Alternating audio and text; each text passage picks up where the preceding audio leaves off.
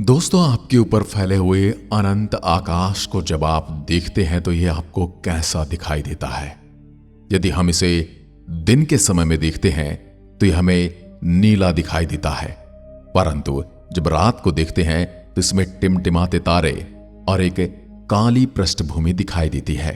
लेकिन क्या आप जानते हैं कि अंतरिक्ष यात्री को आकाश दिन में भी काला ही नजर आता है? आखिर इसका कारण क्या है?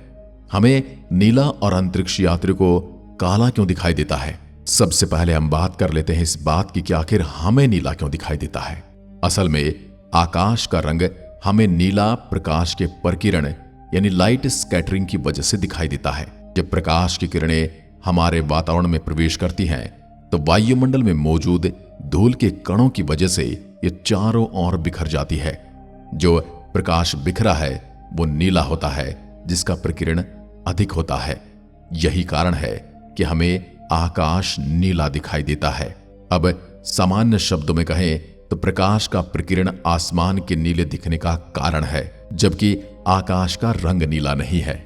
यदि धरती पर वायुमंडल न हो तो न तो प्रकाश का प्रकिरण होगा और न ही हमें नीला आकाश दिखाई देगा। परंतु क्या आप जानते कि एक समय ऐसा भी था जब हमारा संपूर्ण ब्रह्मांड काले रंग का हुआ करता था?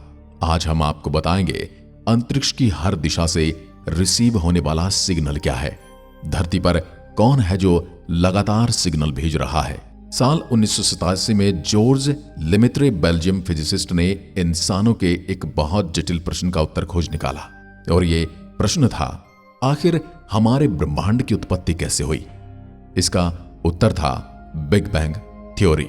इस थ्योरी के अकॉर्डिंग हमारे यूनिवर्स यानी हमारे ब्रह्मांड की शुरुआत एक छोटे से बिंदु से हुई थी, जिसे हम एक एटम के आकार का सिंगुलरिटी ऑब्जेक्ट कहते हैं। इस छोटे से बिंदु में बहुत सारी ऊर्जा और मैटर भरा हुआ था।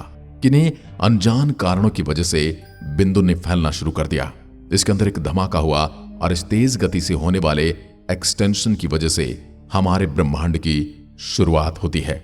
यानी एक छोटी सी जगह जिसे हम अपनी नंगी आंखों से नहीं देख सकते, वहीं से पूरा ब्रह्मांड निकला है। 1927 में जब यह थ्योरी सामने आई तब भी बहुत सारे वैज्ञानिक ऐसे थे जो इसे सच नहीं मान रहे थे। लेकिन साल 1965 आते आते ज्यादातर वैज्ञानिकों ने इस थ्योरी पर विश्वास करना शुरू कर दिया, यानी बिग बैंग थ्योरी पर विश्वास बढ़ने लगा। ऐसा 1965 में हुई एक बहुत बड़ी डिस्कवरी की वजह से हुआ था, जो बिग बैंग होने का एक सटीक और सीधा उदाहरण था। वह डिस्कवरी थी कॉस्मिक माइक्रोवेव बैकग्राउंड की, जिसे शॉर्ट में CMB भी कहा जाता है। तो आइए जानते हैं सबसे पहले कॉस्मिक माइक्रोवेव बैकग्राउंड के बारे में। हमारे ब्रह्मांड की शुरुआत आज से 13.8 अरब साल पहले हुई थी। उस समय हमारा ब्रह्मांड बहुत ही छोटा, डेंस और गर्म हुआ करता था। वैज्ञानिकों द्वारा की गई रिसर्च के अनुसार उस समय हमारे ब्रह्मांड का तापमान एब्सोल्यूट जीरो से करीब 273 मिलियन डिग्री ज्यादा हुआ करता था। इतना हाई तापमान होने की वजह से उस समय हमारे ब्रह्मांड में एक भी एटम मौजूद नहीं था। चारों तरफ बस प्रोटॉन, इलेक्ट्रॉन और फोटॉन्स ही होते थे। फोटॉन्स लाइट के पार्टिकल को कहा जाता है, जो ब्रह्मांड में सबसे तेज गति से चलने के लिए जाने जाते हैं। लेकिन ब्रह्मांड की शुरुआत के बाद ऐसा नहीं था। फोटॉन्स ज्यादा लंबी दूरी को तय नहीं करते थे और उनकी स्पीड भी आज के मुकाबले बहुत कम हुआ करती थी। इसका सीधा सा कारण है ब्रह्मांड में मौजूद फ्री इलेक्ट्रॉन। उस समय हमारे ब्रह्मांड में कुछ भी नहीं था। इसका मतलब यह हुआ कि इलेक्ट्रॉन फ्रीली इधर उधर मूव किया करते थे। जब लाइट की पार्टिकल यानी फोटॉन्स इन इलेक्ट्रॉन से टकराते थे तो उनकी स्पीड कम हो जाती थी और वे अपनी दिशा को भी बदल लिया करते थे। लेकिन दोस्तों, चीजें हमेशा एक जैसी नहीं रहने वाली थी। हमारे ब्रह्मांड को तो आखिर अस्तित्व में आना ही था। हमारा ब्रह्मांड लगातार तेज गति से फैल रहा था और बिग बैंग से 3,80,000 सालों के बाद इसका तापमान घटकर 2700 डिग्री सेल्सियस तक पहुंच चुका था। ये एक ऐसा समय था जब हमारे ब्रह्मांड में बहुत बड़े बदलाव आने शुरू हो चुके थे।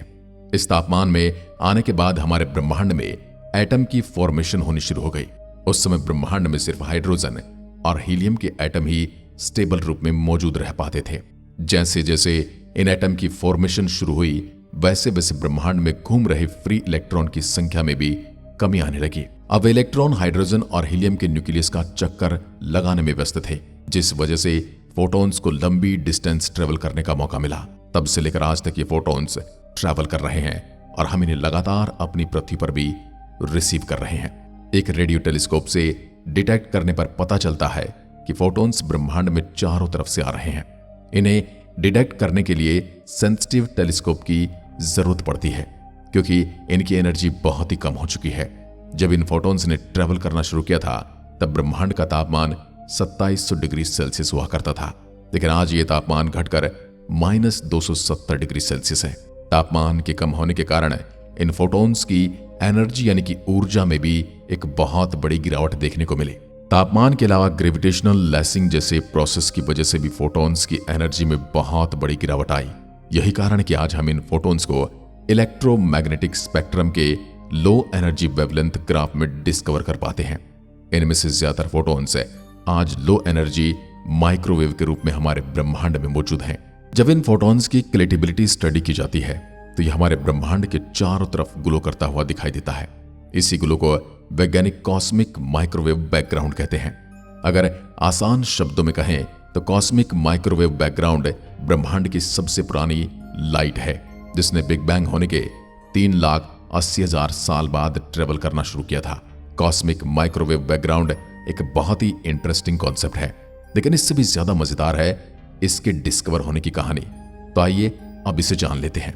साल 1948 में रॉल्फ एफर नाम के एक वैज्ञानिक ने बिग बैंग पर स्टडी की। उनका मानना था अगर हमारे ब्रह्मांड की शुरुआत सच में बिग बैंग से हुई है तो हमारे चारों तरफ एक कांस्टेंट रेडिएशन मौजूद होनी चाहिए जो हर दिशा से इक्वल मात्रा में पृथ्वी पर आ रही हो। रॉल्फ को यह कॉन्सेप्ट तो क्लियर था, लेकिन उन्हें यह नहीं पता था आखिर इस रेडिएशन को नापा कैसे जाए, इसे ढूंढा कैसे जाए, इसे डिटेक्ट कैसे किया जाए। इसके बाद 1960 के दशक में रॉबर्ट डिक नाम के एक वैज्ञानिक ने इस रेडिएशन को डिस्कवर करने के लिए एक्सपेरिमेंट करना शुरू किया। उसी समय न्यू जर्सी में दो वैज्ञानिक सोप ए के कॉन्स्टेलेशन पर एक बहुत ही सेंसिटिव रेडियो टेलीस्कोप के जरिए स्टडी कर रहे थे। जब उन्होंने अपने टेलीस्कोप को इसे कॉन्स्टेलेशन की ओर पॉइंट किया तो उन्हें बहुत ही फेंट सिग्नल रिसीव होने लगा, जिसका कोई भी एक्सप्लेनेशन उनके पास नहीं था। उन्होंने टेलीस्कोप को आकाश के दूसरे एरिया में पॉइंट करके चेक किया, लेकिन ये फेंट सिग्नल मानो उनका पीछा नहीं छोड़ रहा था। पेंजियास और विल्सन ने टेलीस्कोप को रिचेक किया और देखा कि उसमें कोई गड़बड़ी तो नहीं है, लेकिन उन्हें सारी चीजें बिल्कुल सही मिली। अंत में वो इस नतीजे पर पहुंच गए कि असल में रेडिएशन टेलीस्कोप के किसी एरर की वजह से नहीं, बल्कि ब्रह्मांड में होने वाले किसी रियल इवेंट की वजह से आ रहे हैं। एक तरफ ये दो वैज्ञानिक इस बैकग्राउंड रेडिएशन का कोई थियोरेटिकल एक्सप्लेनेशन ढूंढ रहे थे, तो वहीं दूसरी तरफ प्रिंसटन यूनिवर्सिटी के फिजिसिस्ट रॉबर्ट डिक अपने थियोरेटिकल एक्सप्लेनेशन के साथ बैकग्राउंड रेडिएशन का एक प्रैक्टिकल प्रूफ ढूंढने की कोशिश कर रहे थे। अंत में पेंजियास और विल्सन को रॉबर्ट डिक के बारे में पता चलता है और वो उनसे संपर्क करके उन्हें अपनी डिस्कवरी के बारे में बताते हैं। फाइनली कुछ एक्सपेरिमेंट के बाद 1965 के द एस्ट्रोफिजिकल जर्नल में ये दोनों वैज्ञानिक और रॉबर्ट डिक अपने रिसर्च पेपर को पब्लिश करते हैं, जहां पेंजियास और विल्सन को इस बड़ी खोज के लिए एक नोबेल प्राइज मिलता है, तो वहीं रॉबर्ट डिक को अपनी थ्योरी का एक एक्सपेरिमेंटल एविडेंस मिल जाता है। Cosmic microwave background big bang होने का सबसे बड़ा प्रमाण है। इसके सोर्स की वजह से एक समय पर हमारा ब्रह्मांड इस नारंगी रंग के शेड का हुआ करता था। उस समय हमारा ब्रह्मांड आज की तरह ट्रांसपेरेंट नहीं बल्कि ओपेक हुआ करता था। ओपेक एक ऐसे मीडियम को कहा जाता है जिससे लाइट किसी भी तरीके से पार नहीं हो पाती। उस समय ब्रह्मांड में मौजूद फ्री इलेक्ट्रॉन की वजह से लाइट लंबी डिस्टेंस नहीं ट्रेवल कर पाती थी। इसी वजह से यूनिवर्स में दूर दूर तक देख पाना संभव नहीं था। इसी वजह से पूरा ब्रह्मांड सिर्फ काले रंग का था। रॉबर्ट डिक के अनुसार कॉस्मिक माइक्रोवेव बैकग्राउंड का तापमान करीब 3 डिग्री केल्विन के आसपास होना चाहिए, लेकिन रिसर्च होने के बाद यह पाया गया कि इस माइक्रोवेव रेडिएशन का तापमान 2.73 केल्विन है, जो रॉबर्ट द्वारा प्रेडिक्ट किए गए तापमान से बहुत ज्यादा नजदीक है। उसके बाद कुछ स्पेसिफिक इंस्ट्रूमेंट और सैटेलाइट के माध्यम से और ज्यादा गहन अध्ययन किया गया, एनालिसिस किया गया, तो पता चला कि इस बैकग्राउंड रेडिएशन का तापमान हर जगह सेम नहीं है। वैज्ञानिकों ने यह पाया कि हमारे ब्रह्मांड का आधा हिस्सा उसके दूसरे हिस्से से थोड़ा ज्यादा गर्म है। जहां ब्रह्मांड के एक हिस्से का तापमान 2.724 केल्विन था, तो वहीं दूसरे हिस्से का तापमान 2.73 केल्विन था। ये भले ही एक छोटा डिफरेंस हो, लेकिन इससे वैज्ञानिकों को ब्रह्मांड के बारे में बहुत सारी महत्वपूर्ण जानकारियां मिल रही थी। अगर हम ब्रह्मांड के स्टार फॉर्मेशन रीजन और मिल्की वे में ऐसे आने वाले रेडियो और माइक्रोवेव रेडिएशन को हटा देते हैं तो CMG का मैप कुछ इस तरह दिखाई देगा। इसमें आप मुख्य तौर पर दो तरह के रीजन्स को देख सकते हैं, ऑरेंज और ब्लू। ये कलर और कुछ नहीं बल्कि ब्रह्मांड के तापमान को दर्शाते हैं। जहां ऑरेंज रीजन्स गर्म एरिया को दर्शाते हैं, वहीं ठंडे एरिया को दिखाने के लिए ब्लू कलर का इस्तेमाल किया जाता है। दोस्तों, जैसे जैसे हमारे ब्रह्मांड का आकार बड़ा होने लगा, वैसे वैसे इसकी डेंसिटी कम होने लगी। आज भी हमारा ब्रह्मांड बहुत तेज गति से फैल रहा है। चीजें एक दूसरे से प्रकाश की गति से भी तेजी से दूर जा रही हैं। वैज्ञानिक बताते हैं जब भविष्य में एक ऐसा भी समय आ जाएगा जब किसी भी आकाश गंगा को देखना हमारे लिए नामुमकिन हो जाएगा, क्योंकि वो एक अनंत गति से हमसे अनंत दूरी पर चली जाएंगी। उससे आने वाली प्रकाश की दूरी की वजह से हम तक उनका प्रकाश कभी नहीं पहुंच पाएगा और हम ब्रह्मांड के अंधेरे में खोते चले जाएंगे। हो सकता है हमारे पास जीवन तब भी मौजूद हो, पर हमारे पास देखने के लिए गैलेक्सीज और तारे मौजूद नहीं होंगे। कॉस्मिक माइक्रोवेव बैकग्राउंड पर आज भी खोज जारी है और इंसानी इतिहास में हुई कुछ महत्वपूर्ण खोजों में से एक है, जिसकी वजह से हम ये जान पाए कि हमारा ब्रह्मांड कैसे बना। क्या आप भी बिग बैंग थ्योरी को मानते हैं? और यदि हां तो क्यों, और नहीं मानते तो क्यों नहीं मानते? कमेंट में लिखकर जरूर बताइएगा। एक बार फिर मिलते हैं, तब तक के लिए नमस्कार, जय हिंद, जय भारत।